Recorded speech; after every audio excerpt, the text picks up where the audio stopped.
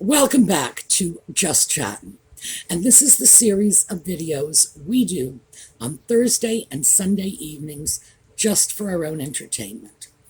So, I imagined I probably looked like I just stepped in from a hurricane, and kind of sort of I did. It's been 95 degrees here, and we just got past a huge thunderstorm. The winds are still blowing. That's good, because hot as it is, a breeze is welcome, but it is blowing my hair all over the place. On the other hand, way better than that torrential rain, way better than weather in the 90s and no breeze. So, I hope you will bear with me. Now, the last time we got together, I told you I would give you a breakdown on our t-shirt sales and the charitable donations to the Legal Defense Fund. Now, oh, by the way, all the money is going to the Legal Defense Fund, including the money from the t-shirt sales. So our total to date combined is $10,095.77. So we hit our goal. And I know some of you have been asking questions about where the money will go, how it will be used. And here's the thing. This is defensive. It's legal defense fund, not legal offense fund. This is not representing a pool of money available to someone if they wish to initiate a legal action. This is money that will be used to assist anyone who has had a legal action initiated against them. And frankly, there's a deterrence factor in this. What this means is that none of the crazy little Sussex Squad megamaniacs are going to be looking at anyone in our community saying, oh, low-hanging fruit, bet they couldn't defend against a lawsuit. No.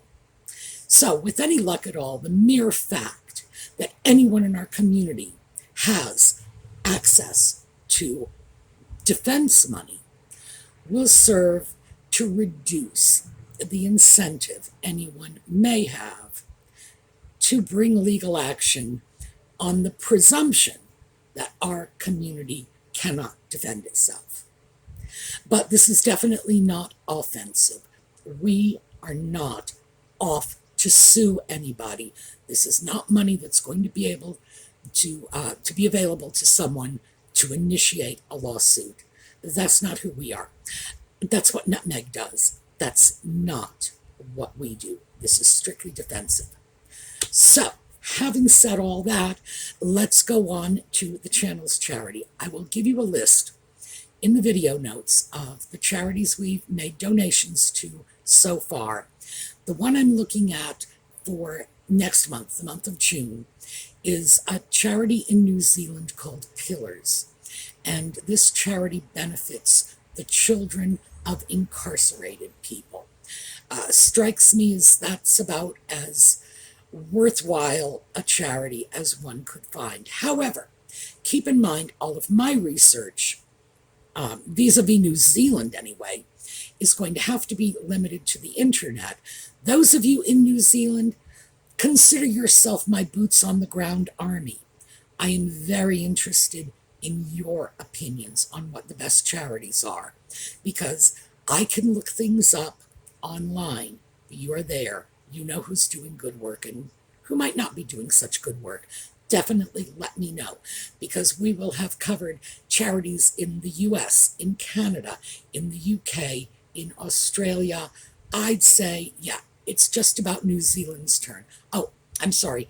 We did Doctors Without Borders too, in the hopes that this would help fund work on the battlefields in the Ukraine. So we're trying to spread this around and take into consideration the fact that our viewers are from all over the English-speaking world.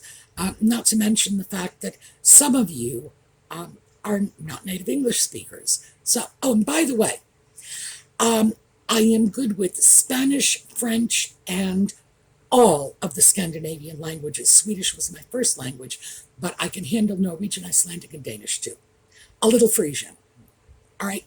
So, If you want to make comments in your native language, as long as it's on my short list, we're good. All right, so today I thought we would talk about something that a lot of people are talking about, and that is the parallels between our favorite Duchess Nutmeg and our favorite, what is this, court TV personality now, Amber Heard.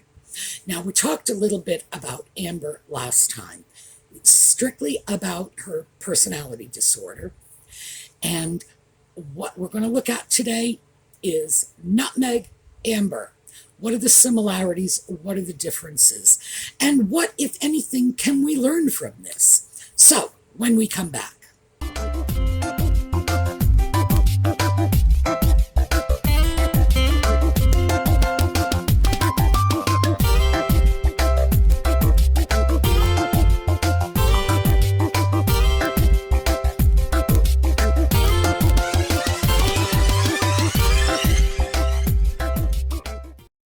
So I thought we would take a look at some of the common ground that Amber Heard and the Duchess of Sussex have, along with the things that separate them, just so we can tease apart the differences and just take a look.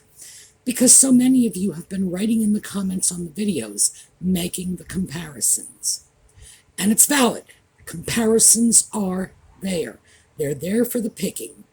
So let's start off by talking about the things those two have in common. For one thing, they both came to Hollywood in 2003. Now, on that topic, 2003 arriving in Hollywood is very much where the common ground stops. Amber grew up in Texas.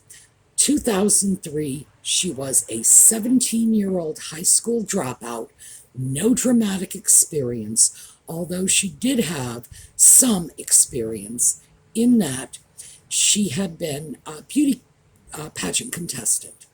Now, to the best of my knowledge, she had not won any of these beauty pageants. I believe if she had, we would have that information available to us. We don't. So what we are talking about is obviously a pretty young woman, beauty pageants and all, with virtually no dramatic experience and no foot in the door. Went to Hollywood as a teenager and decided she was going to give acting a shot. 2003, Nutmeg went to Hollywood.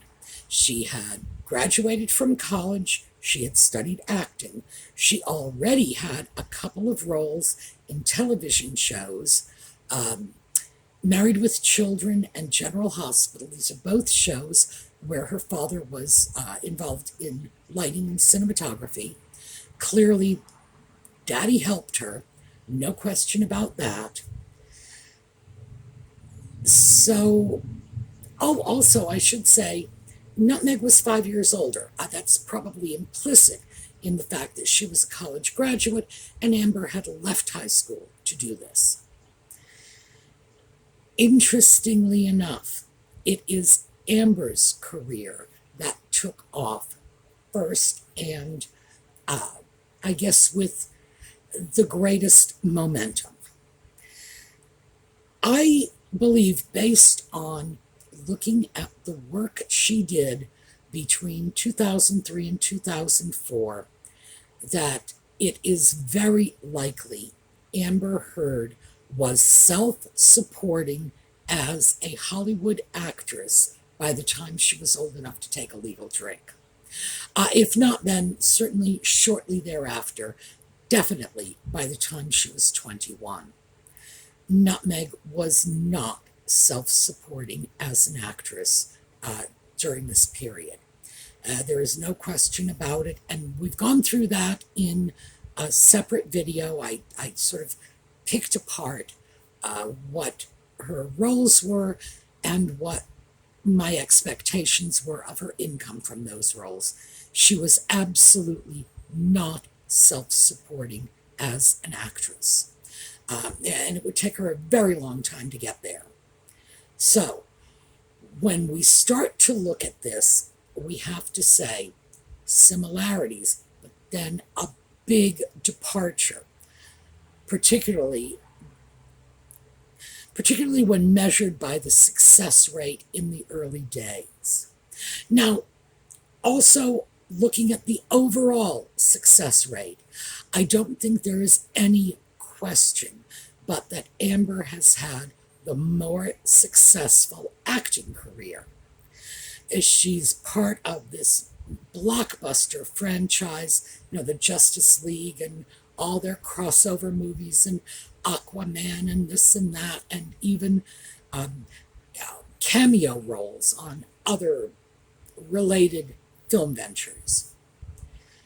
No question about it, hers is the career that has taken off. She can legitimately call herself a movie star.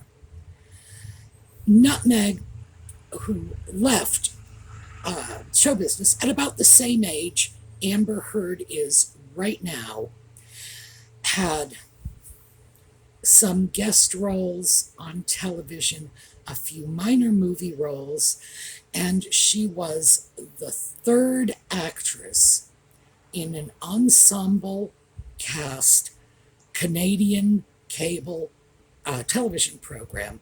And keep in mind, third actress, and she was listed third down. When you throw the men in, she was probably somewhere around seventh or eighth in line in the pecking order of the casting. So, no, one can say that she was certainly self-supporting. Her time in show business had not been wasted, but at the same age, there is no way you could compare being on Suits and starring in the Aquaman movies. You just can't do it. And keep in mind that Amber Heard had a great many other credits under her belt, including television series work, recurring characters, etc. So I would have to say the similarities are there, but so are the differences. If we look at things like, for example, relationships, and that's probably a pretty good one. What we see with Nutmeg is social climbing, quite frankly. I just, not to put too fine a point on it, that's what we see. We see her getting involved with people that can be helpful to her career, to whatever it is she hopes to gain at the moment, and then they get shunted out, turned over, like traded in, so to speak, for the next man who can provide a greater benefit or a benefit she values more at the time. We see that she is calculated in her relationships. She is strategic. And frankly, throwing any moral judgments out the window, she was very successfully strategic in this. She absolutely managed to get the people she wanted or needed to climb the next rung of the ladder. No two ways around that. Very calculated. Amber, no. With Amber, the relationships were emotionally based, volatile, very volatile, start to finish. And keep in mind, Nutmeg's relationships were not volatile. Her first husband, Trevor, didn't even know there was a problem till he got the rings in the mail. Who knows what happened with her relationship with Corey, the restaurateur in Toronto, but apparently it was good, gone. just like that. Harry is nuts about her. So, good, good, good. Presumably, it's going to be the same thing. Good, good, good, good, good, gone. She does not lash out in her relationships, or if she does, we certainly have no indication of it. She plays nice, and when she's through playing nice, she walks away. Amber's relationships are very volatile, and they flip more frequently. Let me just say, because this is something, and this is purely speculative, but Amber had at one point a relationship with Elon Musk, who I believe now is the richest person in the world. He's either the richest or the second richest. I don't even know how one could calculate that anymore. And that one slipped through her fingers. I think we all know that never would have slipped through Nutmeg's fingers. If she had her claws into Elon Musk, she would not have let go because she's strategic. And here's where the difference comes in. They are both histrionic personalities, but Amber Heard's histrionic personality disorder is colored by borderline personality disorder. Nutmeg's is colored by narcissistic personality disorder. Nutmeg can plan. She can be strategic. She can do what she needs to do for gain. Amber does not have that. Instead, she has the highly volatile, borderline personality disorder, extremely emotional. That's what's helping inform her decisions. So consequently, everything is going to be emotional. Nothing is going to be strategic. Or if it is strategic, it's going to be strategic for 30 seconds, because the strategy, if you will come from the histrionic personality disorder. And histrionics simply want fame. That's what they want. They don't care if it's good fame, if it's bad fame. They just want to be the center of attention. So they will do things to get there. A narcissist has more complex needs. Borderline personality disorder is inherently more destructive. And borderline personality disorder, by the way, of all of the cluster B personality disorders, that is the one most likely to produce violence. I'm not saying that everyone who suffers from borderline personality disorder is violent, not by any stretch of the imagination. Just of all of those personality disorders, the one that is most likely to create a violent personality is borderline. The others tend to be far less aggressive and confrontational. So that's where Amber's Achilles heel is, the volatility. Nutmeg does not have this volatility. Nutmeg instead has strategic planning. As she has said, if it's not worth 5 minutes, it's not worth 5 years. Or maybe that was the other way around. I don't know. It was some little word salad thing that she made up that didn't make any sense to me, frankly. But the point of it was, if you're not going to commit fully, don't commit at all. That is from the narcissism. Absolutely. So there is the gap. One is volatile and emotional. The other is calculating and strategic. As for the depth of these volatile emotions, I would have to say that histrionic personality disorder does not produce people with deep emotions. Does not.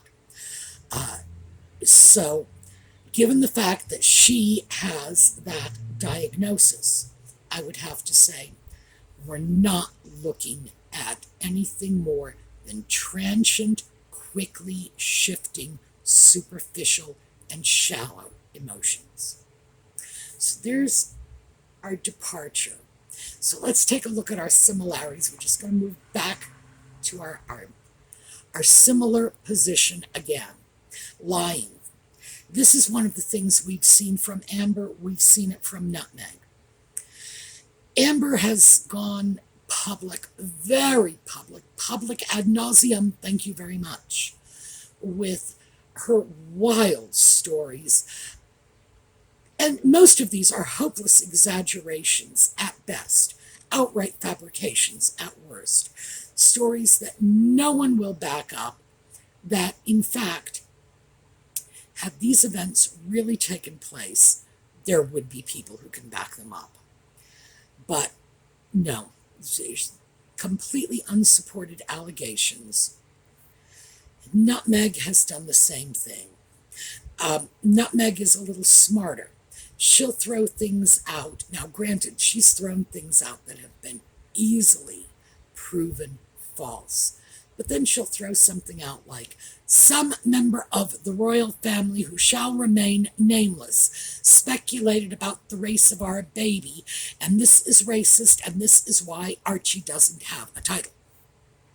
Whoa! Now, even though we have this outrageous allegation, you can't prove it one way or another. How can anybody prove a negative? No one in the royal family can possibly prove that statements were not made. You just can't prove that. Again, can't prove a negative. She throws something like that out, blankets the whole family with that disgraceful behavior, and she gets all the sympathy and all the pity. She gets to be the victim. Amber, frankly, is not, well, as I said, she's not as strategic as Nutmeg. She would like all of the pity, all of the sympathy. She would like to be the victim. But she's just not strategic enough to have done it properly. Nutmeg is. Oh, by the way, when I say that Nutmeg is more strategic, I do not mean for an instant Nutmeg is smarter. Nutmeg is better educated. I believe, from my observations, Amber is far and away the smarter of the two. I think just raw brain power, if they each sat down and took an IQ test, I have no doubt that Amber Heard would wipe the floor with Nutmeg. Period. She is no dummy. The reason she's gotten herself into all this trouble, of course, is because she has personality disorders. Her intellect isn't always in charge. Her emotions are in charge more often than her intellect. And that is what is responsible for her making a complete fool of herself. And by the way, histrionic personality disorder, I don't imagine she cares very much. She is in the limelight. She is going to tell her lies. She is going to stick with them, just as Nutmeg will. Because again, histrionic personality disorder, they throw out their truth and they are wedded to it for good or ill till the end of time. Even if you gave them a convenient out, even if you gave them an opportunity to backpedal and save face. Nope, not going to happen. Because the personality disorder is in charge, the intellect is not. So, what we're looking at is a question of areas in which they are very, very similar.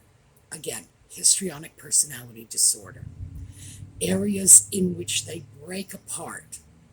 Borderline personality disorder, narcissism. You still see, similarities in the differences and differences in the similarities. We have parallel lives in a great many ways. What I'm looking at, one of the reasons that I do find Amber mildly interesting, I have to say mildly, because, again, I just write this off as celebrity nonsense.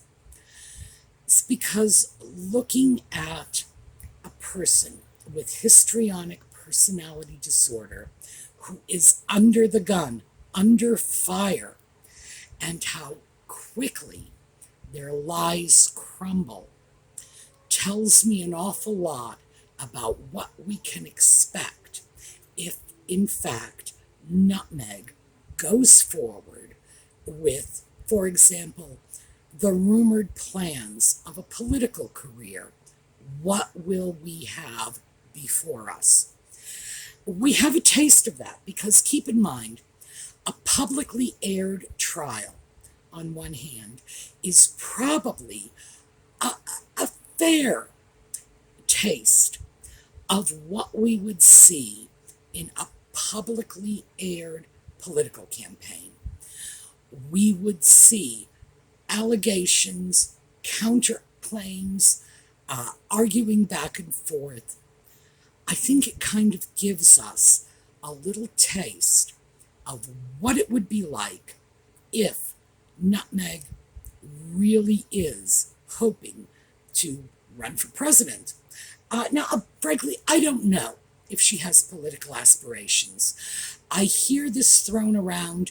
As far as I am concerned, it's just as likely these are rumors that she is throwing out there to keep her name on the front pages. Again, histrionic personality disorder. Anything for that attention. But we are getting a chance to see what happens to a histrionic when they are in the public sight and someone is intentionally trying to rip them apart. I would say that is a pretty good template for a political campaign. Would Nutmeg survive? No better than Amber Heard. Yes, Nutmeg may be more strategic, but remember, I believe Amber is a lot smarter. So, yes, more strategic, perhaps, less likely to let her emotions dictate her responses, absolutely. Ultimately, I think she'll probably just go down the same path. I think that her histrionic personality disorder will push her into making statements, making claims, making assertions that are not true, that can easily be pulled apart, and then in a public arena, like a political campaign, the opposition will be right there, homing in on that. So, I do find this has been an interesting exercise. What we see going on in Amber's life today may well be what we see going on in Nutmeg's life tomorrow, 5 years from now, 10 years from now. Again, a lot of similarities, but we've also got a lot of differences. Okay, that is what I have for you today. And I'm sorry, I've been playing with my hair this whole time, and it is because it is blowing in my face.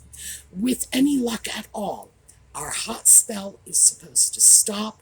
By the time I am with you next time, we will have reasonable weather, and I won't be caught off guard by storms and heat spells.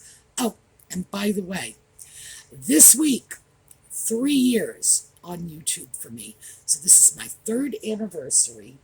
I will also say the accomplishments I am most proud of. 1, I have never missed a video. I put up a video schedule.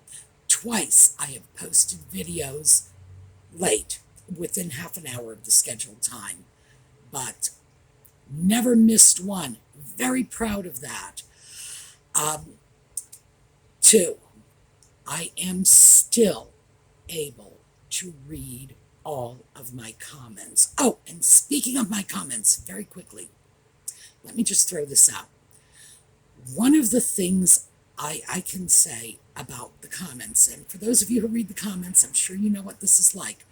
Some of the comments we get on these videos are screamingly funny. I would say every single video has at least one that is so hilarious I am bordering on peeing my pants. Would you be interested in having me go through those comments and sharing them with you? Because I've been considering that, just pulling out the scathingly funny ones. If you're interested in that, let me know, because I think it might make great fun for all of us. All right, we're going to take a look at a slideshow on our way out. I will see you all next time. Have a wonderful week and happy 3rd anniversary. Thank you all from the bottom of my heart for making this possible. I'll see you next time.